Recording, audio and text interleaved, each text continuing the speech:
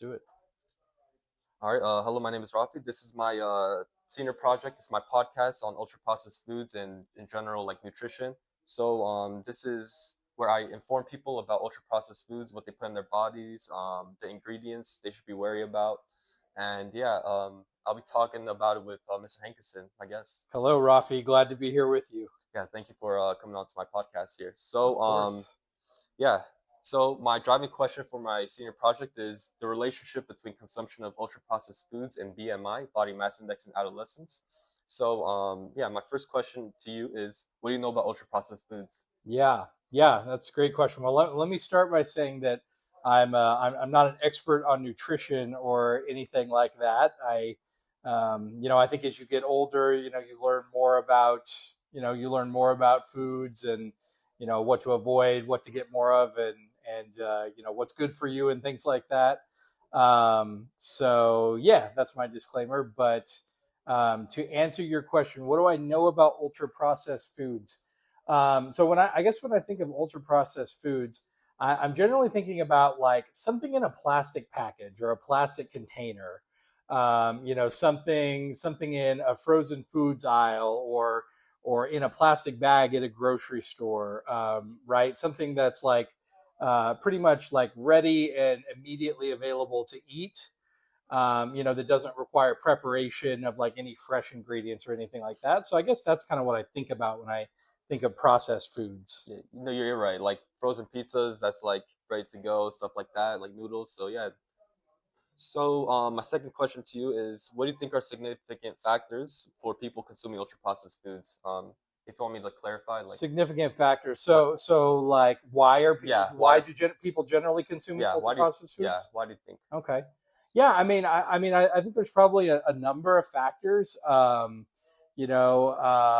two that come to mind, like right off the bat, are number one, they taste good, right? So ultra Mm-hmm. processed foods, generally very unhealthy, right? High in sugar, high in fat content, easily accessible, right? So these are foods that are widely available. You walk up and down the grocery store aisle. I mean, the grocery store is full of ultra processed or processed foods. I guess now might be a good time for me to ask: is there a distinction between processed foods and ultra processed foods that There you're is. making? Yes, there is. Okay, So ultra processed foods, they usually have preservatives, additives to like make their shelf life longer. While processed foods are like maybe frozen fruits like berries, maybe butter. So kind of like minimally processed stuff where they don't really add much to it, okay, like ingredients. But ultra processed is where they add preservatives to make the shelf life longer, okay. sugar, stuff like Yeah. that. So So there's yeah. something like if like an ultra processed bread, like if they're adding any sugar to bread or some kind of like white bread Yeah, that like preservatives to the bread yeah. to make it last longer. Yeah, Okay, so exactly. nothing like it wouldn't be like if we're talking breads, nothing like whole grain necessarily or Uh, anything like that. yeah, I mean, I guess it would depend on which one. Okay, I guess if you home make it, it would be like kind of minimally processed. But if you buy sure. from the store, it is ultra processed. So Okay. yeah. So I mean, like, if like really anything you buy from the store, or, I mean, would this include like if I go up and down the bread aisle, right? Or some of the bread's going to be, more heavily processed than others. If I get like your generic, just like, standard white bread where maybe they even add sugar and then compare that to like a heart healthy whole hmm grain bread where I don't know, are those, those are probably different levels of processing, Yeah, right? that's true. Yeah, yeah. There's different levels to it. I mean, they're both still like kind of. At least the generic white bread is ultra processed. I don't know too much about the whole grain bread. I guess it would depend, but I say just in general, the white bread that you see in stores is ultra processed. Sure, sure. So Okay, sorry, let's get back to your question. Remind me of your question. the significant factors for people consuming ultra processed Oh, foods. right. So Yeah, significant factors. I mean, one is availability, right? They're available everywhere, any gas mhm. station you go into, most major supermarkets, stuff like that. I mean, ultra processed foods tend to be pretty cheap, right? Like Exactly. mass produced in a factory, like a cheap source of usually like a significant number of calories, right? And so that can be a big thing for somebody that you know, um, to get the proper amount of calories. Maybe they don't have a lot of money to spend on, really good fresh foods and things like hmm that. I think the other big one that's kind of goes along with that is time, right? Like ultra processed foods, like they're ready to eat, or very quickly, or they're ready to eat. So there's not like a significant amount of time you have to put into food prep or anything like that. And people are busy, right? Like people have busy schedules. I think the busier a person gets, usually the worse their diet is. That's kind of one of those first things to go, I think, for a lot of people. I know definitely for myself, the busier I am, the worse I tend to eat. So, Mm. yeah, I think the time factor is a significant part of that. And, it takes a long time and a lot of preparation to, prepare fresh meals and things like that.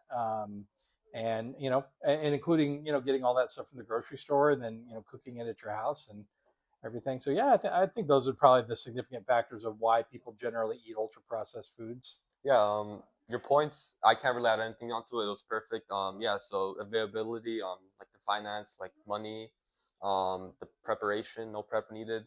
Yeah, you're right. So, my third question to you is, can you usually tell the difference whenever a product is ultra processed?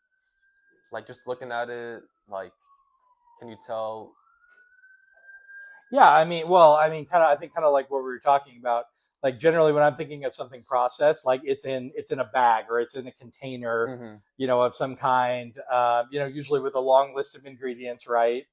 And I mean, not to say that everything in like a bag or container, but I'm thinking of, like anything up and you walk up and down the chip aisle or the crackers and cookie aisle, right? Like all of those things are, ultra processed, or the frozen food aisles and all of those things. It's really, I just think of like anything that is, in a bag or a container that's like readily available for consumption, that there's no like preparation needed. So yeah, I mean, that looks a lot different than like, if you've got a bunch of like fresh vegetables and fruits like laid out on the counter, right? So pretty easy to tell, I guess, for me. But Yeah, I don't know about the whole, the like the white bread difference. versus like, like a more heart healthy whole grain bread, and kind Mm-hmm. of where that gets into. But it's all processed, like you were saying. Yeah.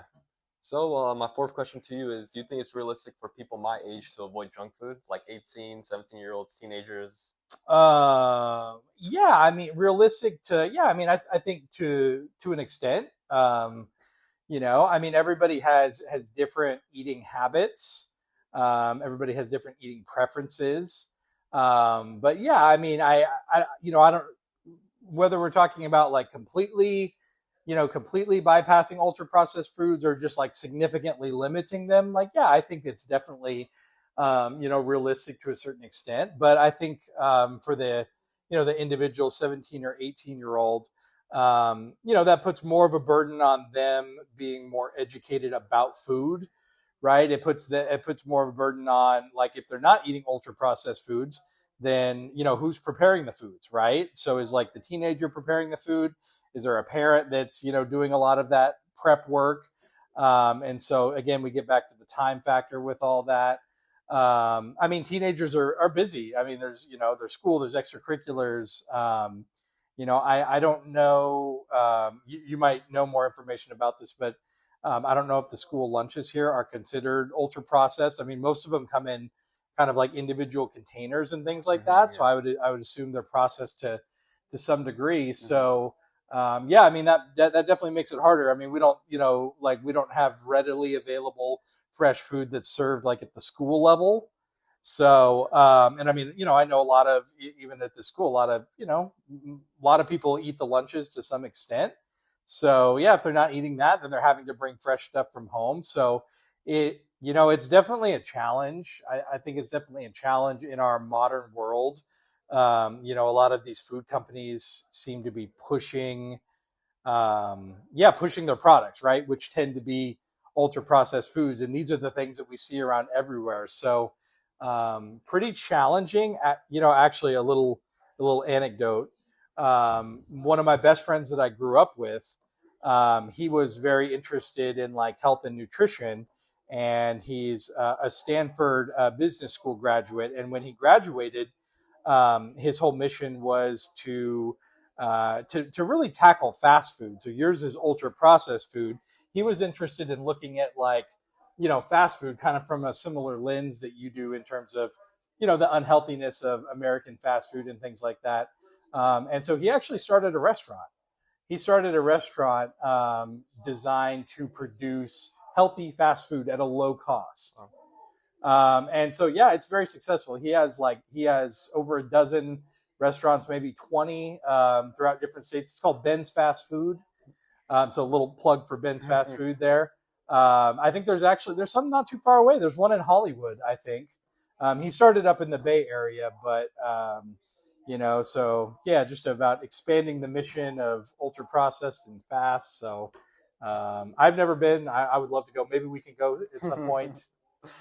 All right. Well,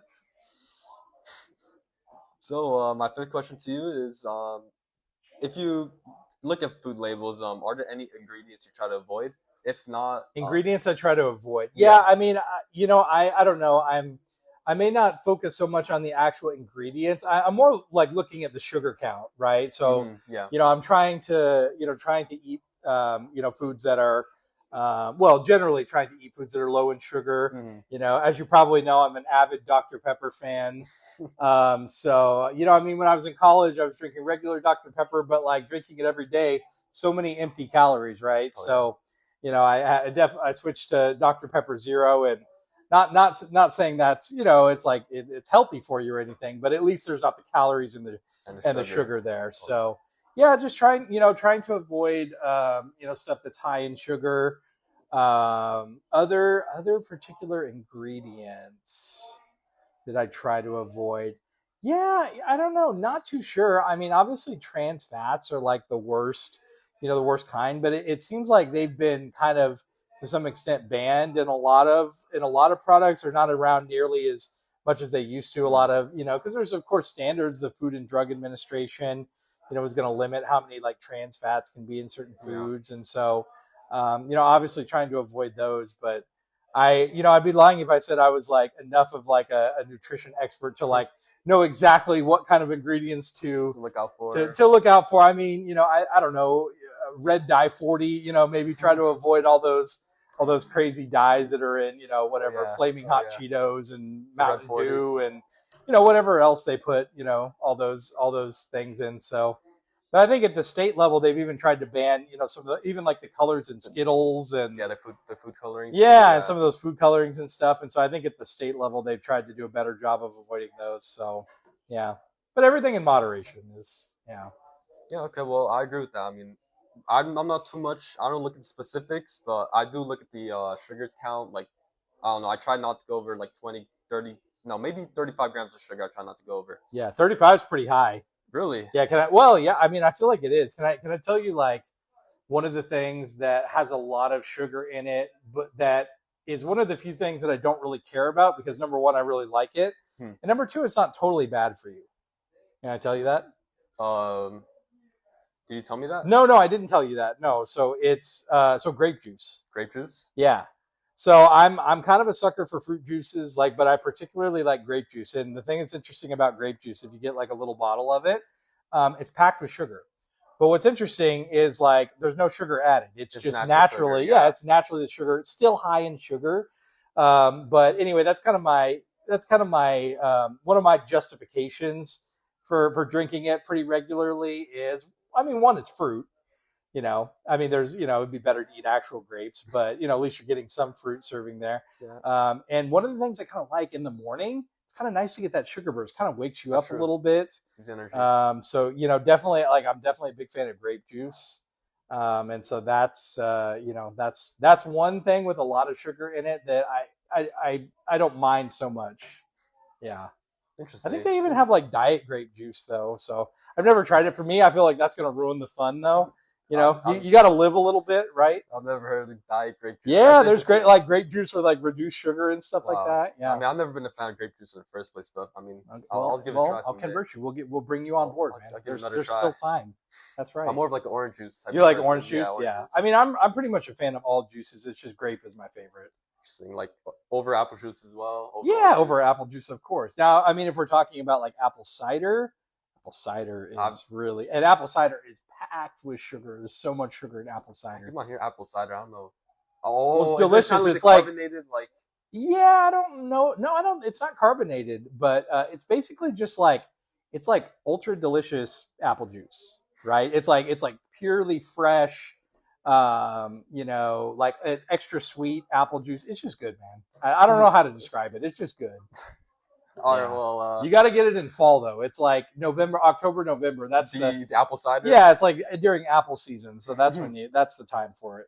What about the grape juice? You know about the grape juice? No, well, grape juice is just year round. That's year round. So. All right, well, yeah, that's all my questions for you today. Thank you for your time. Thank you so much. This is your off period as well, so thank you for letting me do this on your own time. Absolutely, absolutely. Glad to be a part of a podcast, and yeah, hope it was entertaining to anybody that's going to listen out there. That's still here. Okay. Yeah. All right. Well, that's it. Thank you.